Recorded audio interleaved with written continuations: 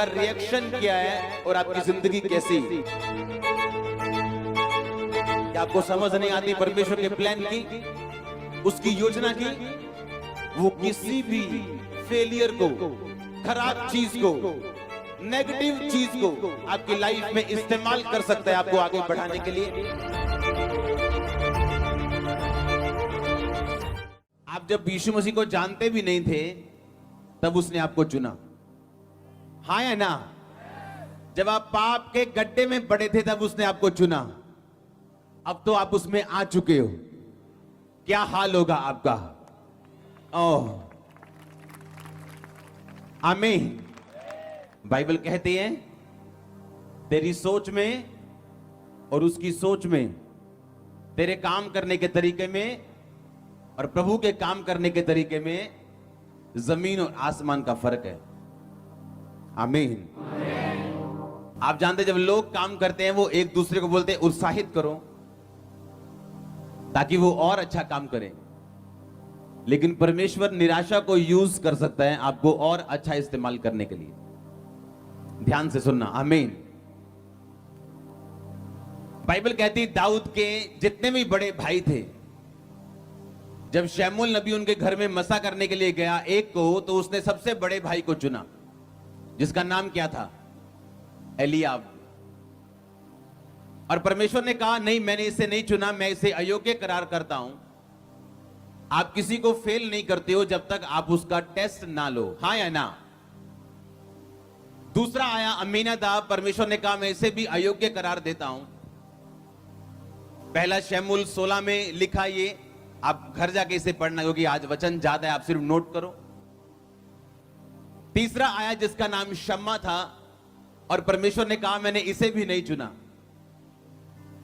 और दाऊद के बाकी सारे भाई आते गए और परमेश्वर उन्हें रिजेक्ट करता गया।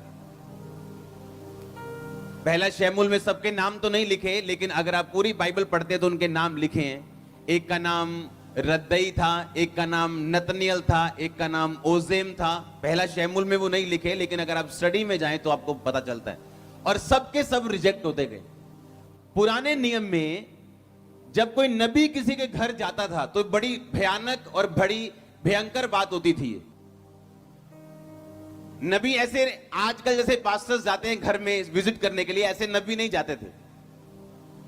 अगर नबी किसी के घर में विजिट करने के लिए आया तो बड़ी भयंकर बात थी, या तो बड़ा गुड न्यूज मिलने वाली है या बड़ी बैड न्यूज मिलने वाली।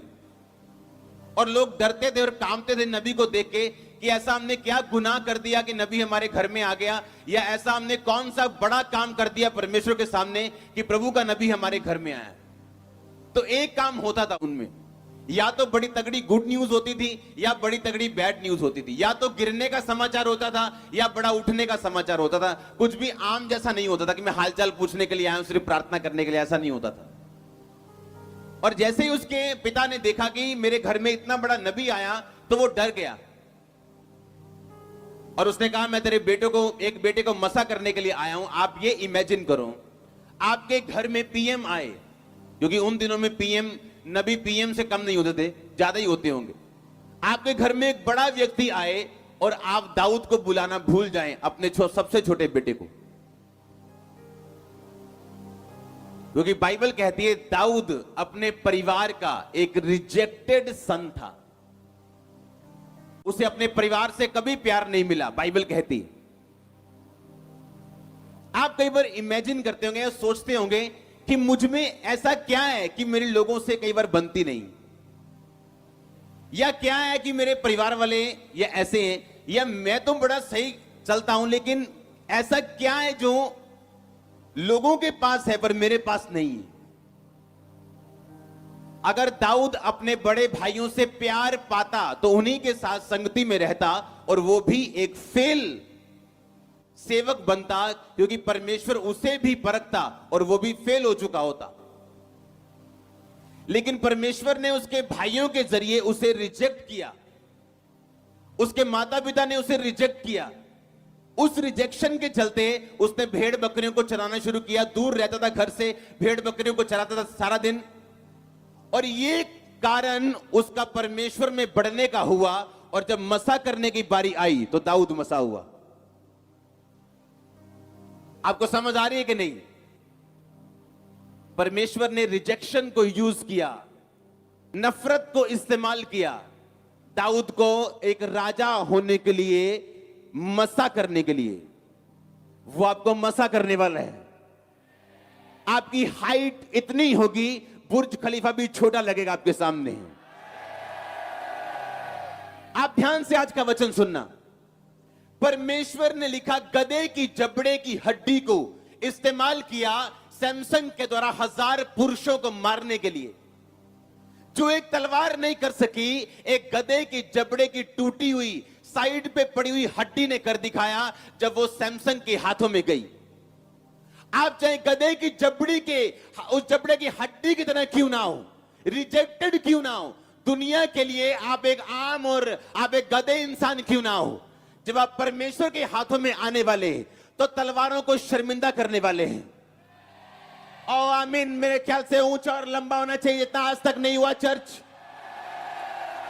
और मैं यीशु मसीह का दास होने के नाते आपकी लाइफ को मसा करता हूं कि जब आप परमेश्वर के हाथों में जाएं, गधे की जबड़े की हड्डी की तरह वो काम कर सके जो बड़े नहीं कर सके, जो अमीर नहीं कर सके, जो आशीषित नहीं कर सके, जो बने हुए नहीं कर सके, वो टूटे हुए कर पाएंगे यीशु मसीह के नाम में। अगर आमीन हो चाहे चर्च। आपको लगता है कि आपके परिवार ने आपको, मैं आपको बताता हूं अपनी टेस्टिमनी। आज मैं आपके सामने इसलिए खड़ा हूं क्योंकि मुझे अपने परिवार से वो सपोर्ट नहीं मिली जो एक लड़के को मिलती। मुझे लगना कि मेरे छोटे भाई को ज्यादा प्यार करते लोग, और अगर मुझसे प्यार करते होते और जब मुझ पे सताव आया तो मेरा छोटा भाई 2005 में 2004 में बपतिस्मा लेने के बाद बैक हो गया था, क्योंकि परिवार ने सताव छेड़ा। वो प्रेशर के नीचे आया क्योंकि परिवार से बनती थी, मेरी बनती कम थी। मैंने कहा मैं किसी की परवाह नहीं करता हूं, इसलिए मैं आपके सामने खड़ा हूं। आज मेरे परिवार की मुझसे ज्यादा बनती है। परमेश्वर ने कहा, उत्पत्ति 45 में लिखा, सुनो आज सिर्फ सुनने का टाइम है। मैं कुछ आयतों को पढ़ूंगा ताकि जो कुछ प्रभु ने मुझे दिया मैं उसे आज खत्म कर पाऊं। उत्पत्ति 45 और 5 आयत में लिखा, सुनो, जब यूसुफ को उसके भाइयों ने गड्ढे में फेंका और यूसुफ आगे निकल गया, बिक गया, आगे चला गया, नौकर की तरह काम किया, जब उसने अपनी ताकत से, प्रभु की ताकत से, प्रार्थना से अपने आप को ऊंचा करने के लिए खड़ा रहा, अड़ा रहा, तो प्रधानमंत्री बना। सबको मालूम है कि नहीं मालूम? अब उसके भाइयों के देश में अन्न नहीं था, उसके भाई अन्न लेने के लिए दूसरे देश में जाते हैं। उनको नहीं पता था कि हमारा भाई वहां पे प्रधानमंत्री है, हमारा भाई वहां का किंग है, वहीं का वो सब कुछ करता धरता है। जब यूसुफ ने अपने आप को उन पे प्रकट किया कि मैं यूसुफ हूं, तो उसने क्या कहा? कहता, अब तुम लोग मत पछताओ कि तुमने मुझे यहां बेच डाला, इससे उदास मत हो, क्योंकि परमेश्वर ने तुम्हारे प्राणों को बचाने के लिए मुझे तुम्हारे आगे भेज दिया था। क्योंकि अब 2 वर्ष से इस देश में अकाल है, 5 वर्ष और ऐसे ही होंगे, ना तो हल चलेगा ना अन्न काटा जाएगा। इसलिए परमेश्वर ने मुझे तुम्हारे आगे इसीलिए भेज दिया कि तुम पृथ्वी पर जीवित रहो और तुम्हारे प्राणों के बचने से तुम्हारा वंश बढ़े। इस रीति अब मुझको यहां भेजने वाले तुम नहीं, परमेश्वर ठहरा।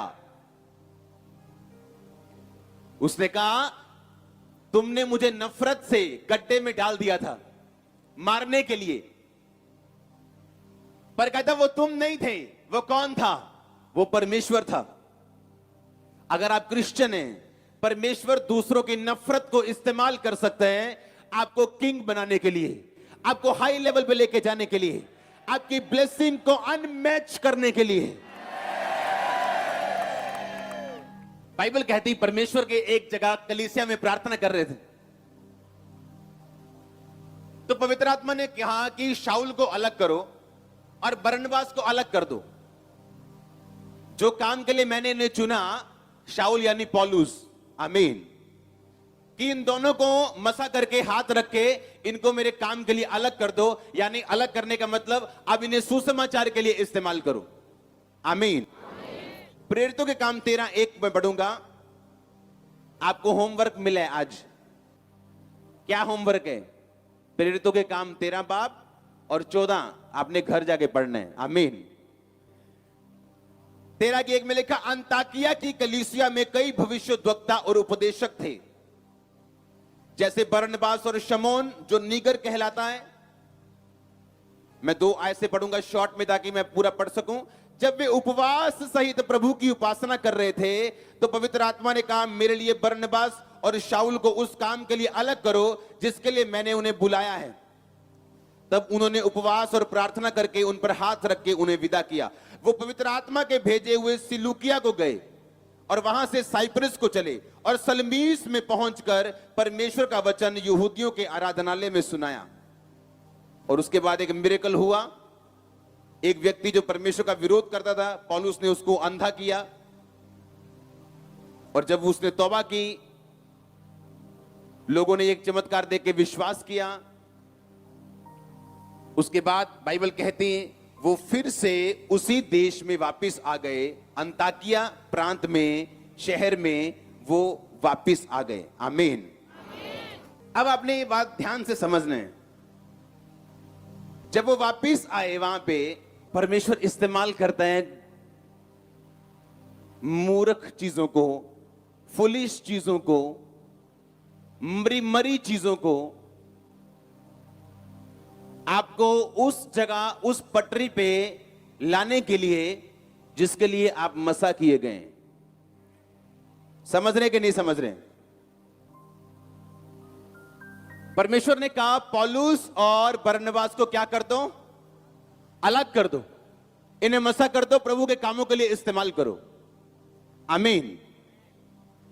आपने वचन बड़े ध्यान से समझना है। यह कौन सा इलाका? सलमीस। लिखा ये दोनों गए और सलमीस में प्रचार करके क्या किया? वापिस आ गए। अब परमेश्वर जानता था कि ये लोग ऐसे समझेंगे नहीं। बाइबल कहती जब ये वापिस आए और आगे नहीं गए, परमेश्वर ने सलमीस के लोगों को इस्तेमाल किया इनका विरोध करने के लिए। 50 आयत में लिखा, परंतु यहूदियों ने भक्त और कुलीन स्त्रियों और नगर के प्रमुख लोगों को उकसाया और पौलुस और बरनबास के विरुद्ध उपद्रव करके अपनी सीमा से निकाल दिया। सब बोलो आमीन।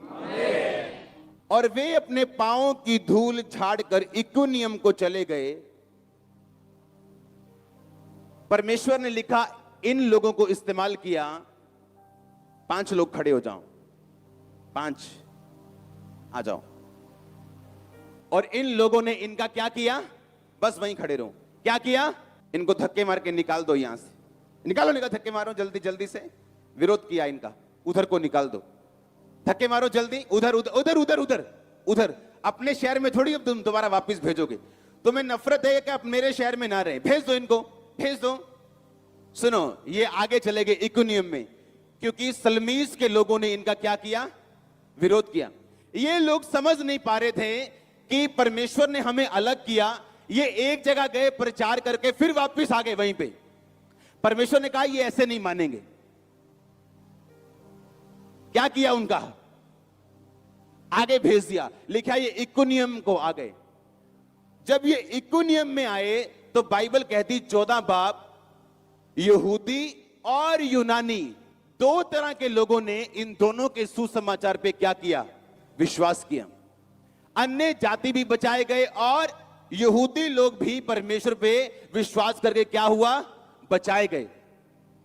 अब पौलुस नया था, बरनबास नया था, इनको मालूम नहीं या परमेश्वर की आवाज को इतना क्लियरली नहीं सुन सकते, तो परमेश्वर ने इस्तेमाल किया लोगों को कि इकुनियम में ऐसे नहीं जाएंगे। ये विरोध किया, लोगों ने धक्के मारा, क्या किया? बाहर करके कहां निकाल दिया? इकुनियम में। लिखा इकुनियम में बहुत से लोगों ने विश्वास किया। बहुत दिन तक वो इकुनियम में रहे, प्रभु के भरोसे पर हियाव से बातें करते रहे। प्रभु उनके हाथों से चिन्ह अद्भुत काम करवाकर अपने अनुग्रह के वचन पर गवाही देता रहा। हालेलुया। लिखा जब नगर के लोगों में फूट पड़ गई, कितने यहूदियों की और कितने प्रेरितों की ओर हो गए, और अन्य जाति और यहूदी उनका अपमान और पथराव करने के लिए सरदारों समेत उन पर दौड़े और वो लुस्त्रा और दिरबे नगर में और आसपास के प्रदेशों में भाग गए। अब 5 जने खड़े हो जाओ। अब वो किस शहर में प्रचार कर रहे हैं? इकुनियम में। अब ये लोगों ने क्या किया? इनके क्या हो गए? विरोधी। लिखा आधे लोग तो प्रेरितों की ओर हो गए, आधे लोग तो यीशु मसीह को मान गए, आधे नहीं माने, उन्होंने विरोध किया। और क्या किया इनको विरोध करके? धक्के मारो मारो मारो मारो धक्के। सुनो बस, लिखा वो कहां पहुंच गए? कहां पहुंच गए? लुस्त्रे और दिरबा नगर में।